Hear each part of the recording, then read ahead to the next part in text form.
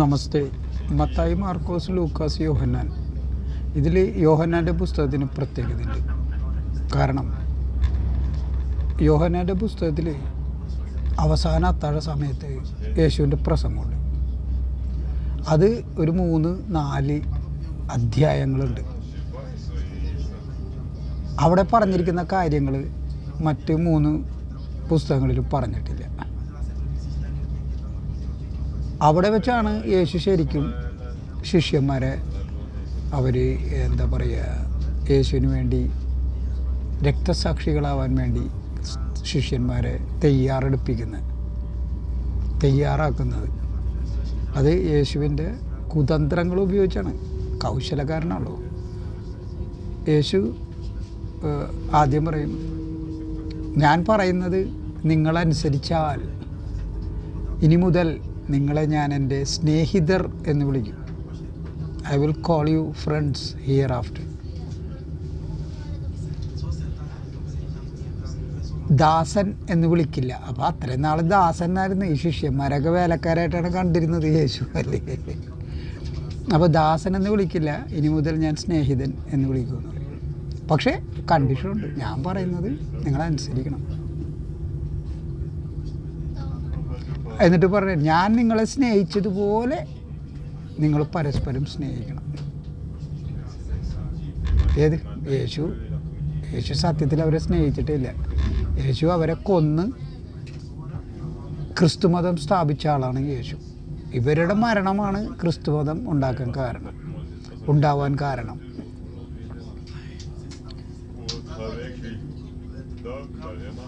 ക്രിസ്തുമതത്തിൽ അനവധി ഗ്രൂപ്പുകളുണ്ട്. അതിൽ ഏറ്റവും പ്രബലമായ ഗ്രൂപ്പ് എന്ന് പറയുന്നത് കത്തോലിക്കരാണ്. അവർ 100 കോടിയിലധികമാണ് അവരുടെ ജനസംഖ്യ ലോകം മുഴുവനും. ഓക്കെ, 100 കോടി. Can you imagine? അപ്പോൾ അതെങ്ങനെ ഉണ്ടായി? റോമൻ കാത്തലിക് ചർച്ച്, അത് റോമിൽ പത്രോസിൻ്റെ രക്തസാക്ഷിത്വമുണ്ട്. അതിൽ നിന്നാണ് അതുണ്ടാവുന്നത്. അപ്പോൾ പത്രോസ് രക്തസാക്ഷിയായില്ലെങ്കിൽ റോമൻ കാത്തലിക് ചർച്ച് ഉണ്ടാവുമോ? ഉണ്ടാവില്ല. പത്രോസിനെ എങ്ങനെ രക്തസാക്ഷിയാക്കി? അതാണ് ഈ അവസാന അത്താഴ സമയത്തുള്ള യേശുവിൻ്റെ ഡയലോഗാണ്. നിങ്ങളത് വായിക്കണം.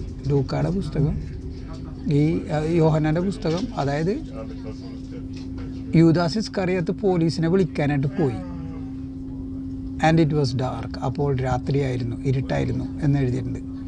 അതിനുശേഷം യേശു സംസാരിക്കുന്നുണ്ട്. അതായത് ഈ ഗോൽഗോത്തയിൽ, ഗെത്സമേനിയിൽ അറസ്റ്റ് ചെയ്യുന്നത് വരെ യേശു സംസാരമാണ് ഇവരോട്. അതാണ് 4-5 ചാപ്റ്റർ ഉണ്ടത്. 13-ാം അധ്യായം, 14-ാം അധ്യായം, 15-ാം അധ്യായം, 16-ാം അധ്യായം, 17-ാം അധ്യായം, ഇത്രയുണ്ട്. അപ്പോൾ അവിടെ യേശു പറയുന്ന കാര്യങ്ങൾ ഈ ശിഷ്യന്മാരെ കൊലക്കൊടുക്കാനുള്ള പരിപാടിയാണ്. എങ്ങനെയാണ് എത്ര കണ്ണിങ്ങായിട്ടാണ് ജീസസ് ചെയ്യണതെന്ന് നിങ്ങൾ മനസ്സിലാക്കണം. ഞാൻ നിങ്ങളെ സ്നേഹിച്ചതുപോലെ നിങ്ങൾ സ്നേഹിക്കാനാണ് പറഞ്ഞത്. അപ്പോൾ യേശു എങ്ങനെയാണ് സ്നേഹിച്ചത്? അപ്പോൾ യേശു തന്നെ പറയുന്നതാണ് അവിടെ. ഏറ്റവും വലിയ സ്നേഹം എന്ന് പറഞ്ഞാൽ സ്നേഹിതന്മാർക്ക് വേണ്ടി ജീവൻ കൊടുക്കുക എന്നതാണ്. മനസ്സിലായോ? അപ്പോൾ യേശു ആദ്യം തന്നെ ജീവൻ കൊടുത്ത് കാണിച്ചു തരണേ. എന്നിട്ട് ഇതേപോലെ നിങ്ങളും ജീവൻ കൊടുക്കാൻ പറയണേ. മനസ്സിലായോ? അങ്ങനെ നിങ്ങൾ ജീവൻ കൊടുത്തു കഴിഞ്ഞാൽ നിങ്ങളെ ഞാൻ ഇനി മുതൽ ദാസൻ എന്ന് വിളിക്കത്തില്ല, സ്നേഹിതൻ എന്നേ വിളിക്കൂ എന്നാണ് പറയണത്. സ്നേഹിതൻ എന്ന് പറഞ്ഞാൽ അതിൻ്റെ ഡെഫിനിഷൻ എന്ന് പറഞ്ഞാൽ മറ്റൊരാൾക്ക് വേണ്ടി മരിക്കുന്നവനാണ് സ്നേഹിതൻ. യേശുവിൻ്റെ ഡെഫിനിഷനാണ്. അപ്പോൾ ഇങ്ങനെ യേശു അവരെ പറഞ്ഞ് പറ്റിച്ച് പാവങ്ങളായ മനുഷ്യരെ അവിടെ തന്നെ യേശു പറയുന്നുണ്ട്, ലോകം എന്നെ ദ്വേഷിച്ചുവെങ്കിൽ നിങ്ങളെയും ദ്വേഷിക്കും. യേശു ആദ്യം കാണിച്ചു കൊടുക്കണില്ല യഹൂദർ യേശുവിനെ ദ്വേഷിക്കുന്നത്. യഹൂദർക്ക് യേശുവിന് ഇഷ്ടമല്ല. ഓക്കെ, അപ്പോൾ യേശു പറയണെന്താണ് അവരോട്? എന്നെ ദ്വേഷിക്കുന്നത് നോക്കൂ, അതുപോലെ തന്നെ നിങ്ങളെ ദ്വേഷിക്കും. ലോകം എന്നെ പീഡിപ്പിച്ചുവെങ്കിൽ നിങ്ങളെയും പീഡിപ്പിക്കും. യേശുവിനെ പീഡിപ്പിച്ച് കൊന്നു എന്നുള്ള എഴുതിയേക്കണം. അപ്പോൾ നിങ്ങളെയും പീഡിപ്പിച്ച് കൊല്ലും. അപ്പോഴാണ് നിങ്ങളെൻ്റെ സ്നേഹിതരാണ്. അതായത് യേശുവിന് വേണ്ടി ഇവർ ചാവണം. അപ്പോൾ ഇവർ ദാസന്മാരെന്നുള്ളത് മാറിയിട്ട് ഇവർ സ്നേഹിതന്മാരായി മാറും. ഇപ്പോൾ എന്തൊരു സ്ഥാനക്കയറ്റം കിട്ടണം. പക്ഷേ സ്ഥാനക്കയറ്റം കിട്ടുമ്പോഴേക്കും ഇവർ ചത്ത് മണ്ണടിഞ്ഞിട്ടുണ്ടാവും. അതാണ് യേശുവിൻ്റെ പരിപാടി, മനസ്സിലായോ? അങ്ങനെ ഓരോരുത്തരായിട്ട് കൊന്നാണ് യേശു ക്രിസ്തു മതം ഉണ്ടാക്കിയത്. അതിനാദ്യം തന്നെ ഇവരെ പറഞ്ഞ് വിശ്വസിപ്പിച്ച് എന്തെന്ന്, യോഹന്നാൻ മരിക്കുന്നതിന് മുമ്പ് ഞാൻ തിരിച്ചു വരുമെന്ന്. എന്തൊരു കള്ളമാണ് പറഞ്ഞതെന്ന് നോക്കണേ. പത്രോസിനോട് പറയുന്നുണ്ട് ഇയാൾ ജീവനോടെ ഇരിക്കണമെന്ന്, ഞാൻ തിരിച്ചു വരുവോളം ഇയാൾ ജീവനോടെ ഇരിക്കണമെന്നാണ് ഞാൻ ആഗ്രഹിക്കുന്നതെങ്കിൽ നിനക്കെന്ത് എന്ന് ചോദിക്കണേ, മനസ്സിലായോ? അപ്പോൾ അതിലൂടെ അവർക്ക് കിട്ടിയ മെസ്സേജ്, ആ യേശു പറഞ്ഞല്ലേ ഇങ്ങനെ, എന്തെന്ന്, യോഹന്നാൻ ജീവനോടെ ഇരിക്കണമെന്നാണ് ഞാൻ ആഗ്രഹിക്കുന്നത്, ഞാൻ തിരിച്ചു വരുവോളം.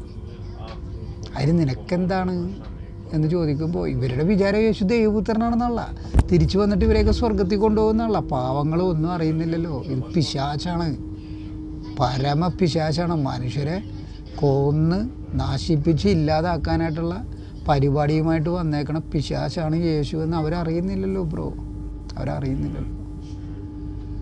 വഞ്ചന എന്ന് പറഞ്ഞാലില്ലേ, വഞ്ചിക്കപ്പെടുക എന്ന് പറഞ്ഞാൽ ഭയങ്കര ഒരു പെയിനാണത്. അത് ഞാൻ നല്ലപോലെ അനുഭവിച്ചിട്ടുള്ള ആളാണ് ജീവിതത്തിൽ. അപ്പോൾ എനിക്ക് ഈ പത്രോസിൻ്റെയും ഈ അന്ത്രയോസിൻ്റെയും യാക്കോബിൻ്റെയും യോഹന്നാൻ്റെയൊക്കെ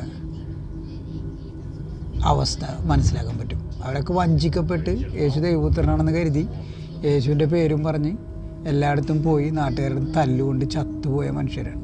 ചാകുന്ന നിമിഷം അവരറിയും യേശു പിശാചാണെന്ന്, മനസ്സിലായോ? പക്ഷെ അപ്പോഴേക്കും ശരീരം പോയി. പിന്നെ എന്ത് ചെയ്യാൻ പറ്റും? സംസാരിക്കാൻ പറ്റുമോ? പറ്റില്ല. ശരീരം ഉണ്ടെങ്കിലല്ലേ സംസാരിക്കാൻ പറ്റുള്ളൂ പോയി. അപ്പോൾ ഈ വഞ്ചനയുടെ കഥ, അതാണ് ബൈബിളിൻ്റെ കഥ. യേശുവിൻ്റെ ഡയലോഗ്, എന്നെ പീഡിപ്പിച്ചുവെങ്കിൽ നിങ്ങളെയും പീഡിപ്പിക്കും, മനസ്സിലായില്ലേ?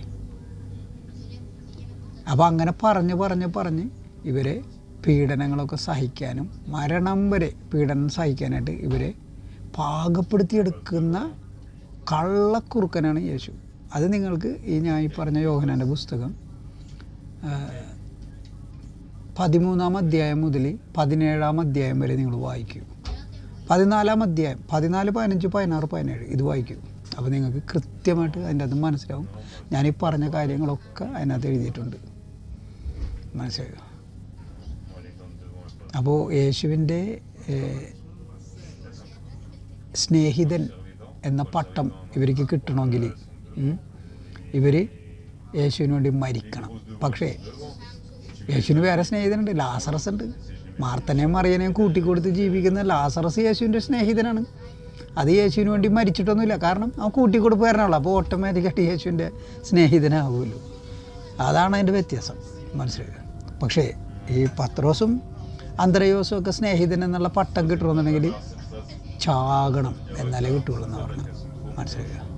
എന്തൊക്കെ നുണയാണ് പറയണമെന്നറിയാം എൻ്റെ അത്. ഞാനത് ഓരോരോ വിഷയങ്ങളായിട്ട് പറയാം. ഇപ്പോൾ ഒരു 8 മിനിറ്റായി, ചെറിയ വീഡിയോസായിട്ട് ഇനി മുതൽ ഞാൻ ചെയ്യാം. 50 മിനിറ്റ് 45 മിനിറ്റ് വീഡിയോസ് ഇനി ഞാൻ ചെയ്യുന്നില്ല. അത് എനിക്കും ഇതുപോലെ ഷോർട്ട് വീഡിയോസ് ചെയ്യുന്നതാണ് എനിക്കും താല്പര്യം. ഓക്കെ, അപ്പോൾ ഒരു കാര്യം കൂടി പറഞ്ഞിട്ടുണ്ട്. ഞാൻ ഈ പേനയിലുള്ള ക്യാമറയില്ലേ, പേനയിൽ വെയിറ്റ് ഹോൾഡ് ഉണ്ട്, ഞാനത് കാണിച്ചു തരാം. ഇത് കണ്ട സാധനം മേടിച്ച്, അതായത് ക്യാമറയാണത്, വോയിസ് കൊടുക്കാൻ പറ്റും, എല്ലാം ചെയ്യാൻ പറ്റും. ഇത് വെച്ചിട്ട് ഞാൻ ക്രിസ്ത്യാനികളുടെ ഇവിടുത്തെ ചർച്ചുകളുണ്ട്, ഒരുപാട് ചർച്ചുണ്ട്, പല ലാറ്റർ-ഡേ സെയിൻസ്, മോർമൺസ്, യഹോവ വിറ്റ്നസ് എന്ന് പറഞ്ഞ് ചർച്ചുകളുടെ പൂരമുണ്ട്. അപ്പോൾ അവിടെ ചെന്നിട്ട് അവരുമായിട്ട് ഞാൻ ഡിബേറ്റ് നടത്തും. ഇത് വെച്ച് ഞാൻ റെക്കോർഡ് ചെയ്യും, ഞാനതെൻ്റെ യൂട്യൂബിലിടും. ഓക്കെ, അപ്പോൾ നമുക്ക് വീണ്ടും കാണാം. നന്ദി, നമസ്തേ, ഹർ ഹർ മഹാദേവ്.